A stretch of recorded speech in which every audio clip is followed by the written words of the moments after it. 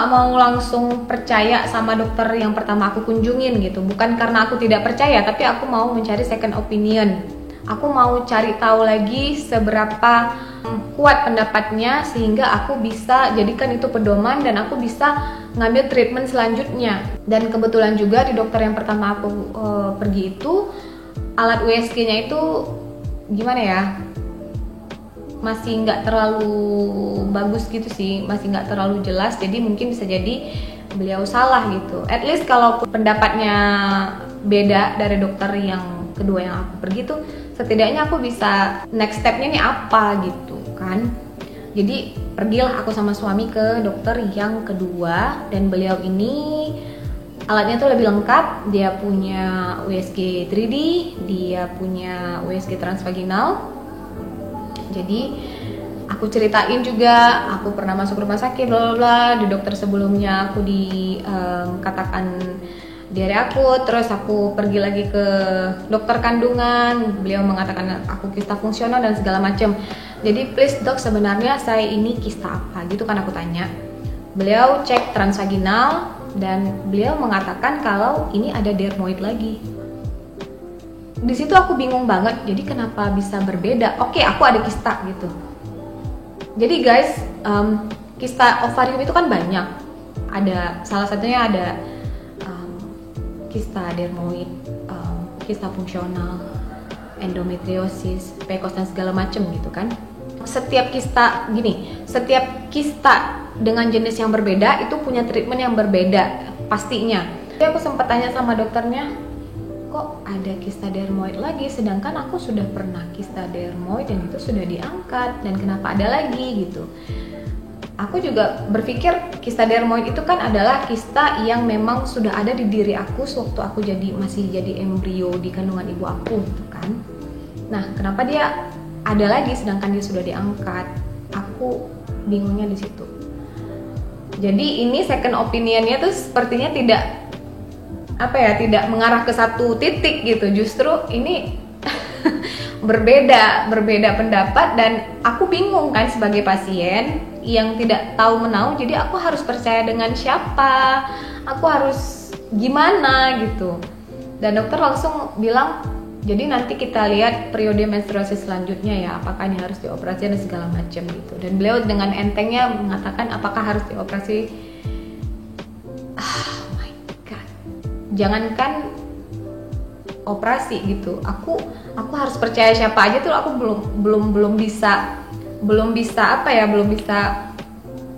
oke, ini harus seperti ini nih, oke aku harus percaya dokter ini dan aku harus menjalankan treatment ini tuh. Aku belum bisa seperti itu, belum bisa membulatkan aku tuh sebenarnya kista apa dan treatment apa yang seharusnya aku jalani gitu di situ.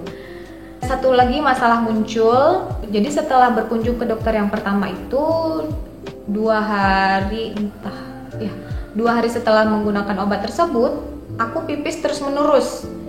Ini yang aneh banget sih, aku pipis terus menerus dan pipisnya itu sama sekali nggak terkontrol sampai aku harus beli popok dewasa. Saking tidak terkontrolnya, saking setiap kali aku pipis itu ada sedikit nyeri, dan lama-kelamaan pipis aku itu berubah warna menjadi merah, dan aku feeling kalau ini berubah warna itu karena darah gitu. Karena memang itu udah nggak normal sama sekali gitu kalau pipis terus menerus dalam jangka waktu, misalkan dalam 1 menit aja itu aku bisa pipis sampai 3 kali. Bayangin coba, a whole day aku kerja, aku ngurus anak, aku ini itu dan segala macam, dan aku harus nyetok popok dewasa yang harganya sekali beli itu sampai 100 ribuan kalau nggak salah, mau mencapai 100 ribuan, dan itu isinya beberapa gitu. Aku cerita juga hal tersebut ke dokter yang kedua yang aku kunjungin, yang memvonis aku kalau ada kista dermoid lagi. Dan di situ dokter ngasih tes lab, rekomendasi untuk tes lab. Sebenarnya aku pipis terus menerus itu disebabkan karena apa? Nanti aku cerita ya di akhir kenapa aku pipis terus menerusan itu. Ini sih feeling aku aja sih, aku nggak tahu apakah benar. Sempat juga aku nanya sama dokter, dok ini apa hubungannya dengan kista? Aku pipis terus menerus sampai pipisnya itu nggak normal lagi dan udah berubah warna menjadi merah gitu.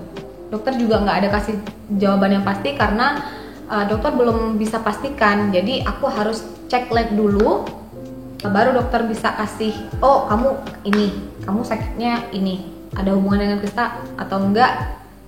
Let's see the result. Kita lihat hasil cek labnya.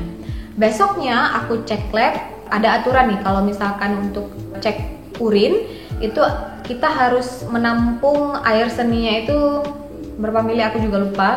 Dan sewaktu itu ukurannya itu nggak sesuai dengan yang dipatokin, 5 mili misalkan gitu kan. Dan aku tuh nggak sampai 5 mili, itu cuma 3 atau 3,5 kayak gitu. Dan waktu itu aku minum terus menerus, banyak minum. Anehnya aku juga nggak tahu ini, karena aku minum terus menerus, aku pipis dong, tapi warna merahnya tuh udah nggak ada sama sekali gitu.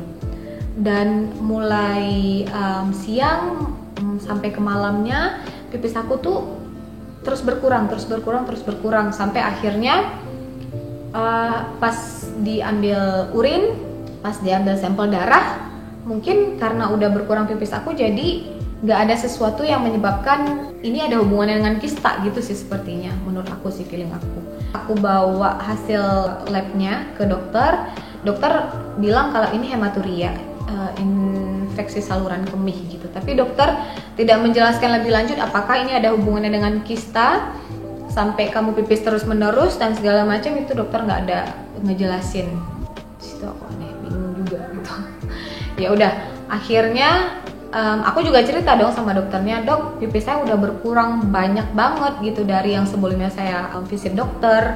Tapi dokter juga tetap nggak mengatakan kalau itu ada hubungannya dengan kista. Dokter cuma mengatakan ini hematuria, infeksi saluran kemih gitu. Dokter bilang mengenai kistanya kita akan tunggu sampai next menstruasi, gimana perkembangan kistanya dan segala macam, cek ulang lagi baru kita mengambil keputusan apakah ini dioperasi atau enggak. Tetap ya ujung-ujungnya operasi. Jadi setelah itu dokter juga meresepkan obat yang harganya mahal banget, 75.000 kalau nggak salah, dan itu cuma sekali minum. Tapi at the end of the day aku nggak minum obat tersebut karena aku takut, dan aku juga merasa pipisku itu sudah berangsur-angsur normal, jadi buat apa lagi aku minum gitu kan. Menstruasi selanjutnya aku nggak merasakan lagi sakit seperti yang menstruasi sebelumnya, sama sekali enggak, berjalan dengan normal. Di situ aku mulai agak pede sih, ini bisa jadi kistanya sudah hilang.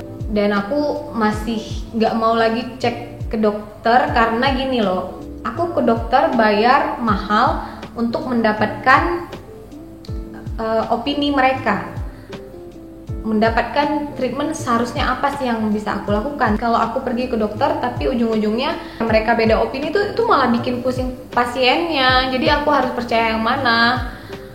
Akhirnya aku cool down dulu, nggak pergi ke dokter apapun. Setelah masa lewat menstruasi setelahnya, baru deh aku berani cek lagi ke dokter yang lain, yang ketiga. Dokter yang ketiga ini tuh agak, aku bingung ngejelasinnya gimana. Jadi aku minta cek transvaginal, beliau nggak mau. Padahal kan aku bayar ya. Aku bingung. Beliau cek pakai USG dan beliau bilang kalau ini adalah kista fungsional gitu. Dan kista fungsional ini akan lurus sendiri nanti pada saat periode 2 atau 3 menstruasi selanjutnya gitu katanya. Aku ngerasa dokter yang ketiga ini tuh cek USG aku tuh agak mut-mutan ya, jadi rasanya aku seperti menyanyiakan waktu, tenaga, energi, dan uang untuk pergi ke dia. Akhirnya beliau bilang seperti ini, setiap perempuan tuh punya potensi untuk kista gitu. Saya sendiri pun yang sebagai dokter kandungan bisa jadi kalau saya cek sendiri, saya mungkin punya kista gitu. Dan kista fungsional itu tidak ganas dan dia akan hilang dengan sendirinya pada periode menstruasi 2 atau sampai 3 menstruasi selanjutnya. Sampai saat ini aku masih menganggap itu kista fungsional gitu. Karena ada 2 orang dokter yang mengatakan aku kista fungsional, ya artinya aku mengambil pendapat terbanyak dong ya. Terus aku juga mau jelasin kenapa tiba-tiba aku pipis terus-terusan, air seninya tuh sampai abnormal, sampai warnanya berubah warna dan segala macam. Feeling aku sih seperti ini. Si kista itu dekat sama kantung kemih kan. Ketika kantung kemihnya itu ditekan sama sel yang abnormal, sel apapun lah gitu ya kan, yang abnormal yang seharusnya tidak berada di dalam dinding rahim kita, mungkin dia menekan, mungkin dia sudah terlalu besar, akhirnya mungkin ya aku pipis terus-terusan gitu karena langsung ditekan gitu. Jadi kantong kemih ditekan sama si kista ya bocor, mungkin gitu ya, feeling aku sih gitu. Dan kenapa berubah menjadi warna yang merah? Mungkin karena udah intensitas dan volumenya itu sudah terlalu banyak, jadi berubah menjadi darah gitu sih kayaknya. Menurutku kista atau penyakit yang lainnya yang apapun di dunia ini tuh berpotensi pada setiap orang. Let's say perempuan punya kista itu bisa saja terjadi dan punya potensi dalam tubuh kita selama kita tidak menjaga asupan dan pola hidup. Menurut aku sih gitu. Jadi diri kita itu sekarang adalah apa yang kita makan, dan aku sangat yakin itu. Dan aku flashback lagi ke belakang, iya sih, aku tidak menjaga makanan dengan sehat dan benar, apalagi aku umurnya sudah 30, which is metabolisme aku akan sangat jauh berbeda dari ketika aku berumur 20-an gitu. Dan siapapun juga metabolisme setiap orang tuh beda-beda. Bisa jadi metabolisme itu nggak terlalu baik di umur 20-an dan akan semakin tidak baik di umur 30-an dan seterusnya gitu. Jadi setiap orang juga beda-beda, dan rata-rata apalagi perempuan di usia 30-an ke atas mau 35 itu akan sangat menurun banget metabolismenya, apalagi yang sudah punya anak, mungkin yang lebih dari satu, punya banyak hal yang harus dipikirin, itu akan menambah lagi sistem kerja metabolisme di tubuh gitu. Sadly aku tahu ini di umur 29-30, harusnya aku tahu ini jauh lebih awal gitu. Kalau bisa jadi kista yang aku idap hari ini ataupun penyakit yang akan datang, nauzubillah, sebenarnya itu karena pola makan aku, pola hidup aku yang tidak teratur, yang tidak sehat dan segala macem. Itu bisa sangat-sangat bisa terjadi sama siapapun, termasuk perempuan yang punya potensi kista. Dan apalagi aku udah pernah operasi kista sekali, dan bisa jadi berpotensi untuk kista itu jauh lebih besar dari makanan apapun yang kita makan. Dan yang aku baca juga dari Instagramnya Ustadz Zaidul Akbar, kan pasti tahu semua Ustadz Zaidul Akbar. Aku pernah baca satu IG, nanti aku taruh IG-nya di sini. Jadi beliau itu sudah divonis kanker sama dokter, tapi beliau bersikeras untuk tidak mau mengangkat kankernya. Dan beliau mengupayakan hidup dengan makanan sehat sehari-hari, dengan raw food, makanan yang tidak banyak diolah jenisnya, tidak banyak dimacem-macemin. Dia benar-benar makan real food, dan sampai 14 tahun sampai sekarang dia masih aman-aman aja, masih baik-baik aja gitu. Aku yakin ada beberapa makanan yang memang tuh bersifat antioksidan, bisa membunuh sel-sel abnormal yang ada di dalam tubuh kita gitu. Of course, bukan hanya sehari 2 hari, tapi itu harus dijadikan lifestyle. Itu harus benar-benar dijadikan pola hidup, dan nggak cuma berpikir kalau kita itu akan menyembuhkan satu penyakit aja, tapi untuk semuanya. Dan juga tidak ada satu makanan tertentu yang bisa menyembuhkan satu penyakit, tapi dia terkoneksi semuanya gitu. Aku yakin seperti itu sih. Dan satu lagi yang pernah aku baca juga di Instagramnya Ustadz Zaidul Akbar itu adalah gula, guys. Gula juga ada di nasi, di nasi putih, di roti putih, di mie, di apa lagi ya, dan banyak lagi dan segala macam. Dan di tepung-tepungan, kita makan donat, kita makan roti, kita makan bubur, apalagi tuh, kita makan mie, indomie. Oh my god, berapa banyak gula yang kita konsumsi tanpa kita ketahui kalau itu jadi apa ya istilahnya ya, bensin. Kalau bensin kita siramin ke api, dia apinya akan semakin besar. Gitu juga gula, kalau kita konsumsi terus-menerus dan membentuk tubuh kita, kalian bisa bayangin sendiri dong apa yang akan terjadi. Mungkin sel-sel abnormal yang tadinya berada di bawah permukaan, mungkin gitu, dia akan naik pelan-pelan sampai dia akhirnya menguasai keseluruhan dari tubuh kita, dan dia membentuk sel-sel abnormal, mungkin termasuk salah satunya kista. Can you imagine that? Aku tuh suka banget makanan manis, guys. Suka banget, bahkan kecap sekalipun gitu aku bisa aja makan dengan nasi, dengan telur, itu udah kelar. Dan aku suka banget bakery, aku suka banget roti, aku suka banget donat. Pokoknya aku tipe suka makanan yang manis. Dan disitu aku langsung, oh my god, kemana aja lu selama ini? Kemana aja lu selama ini, kok lu baru tahu? Menurut kalian kenapa sih bisa terjadinya kista?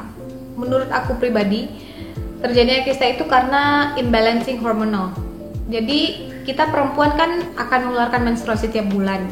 Ketika hormon kita itu tidak seimbang, let's say apapun sesuatu yang tidak seimbang, yang tidak sesuai dengan aturannya, pasti akan terjadi sesuatu.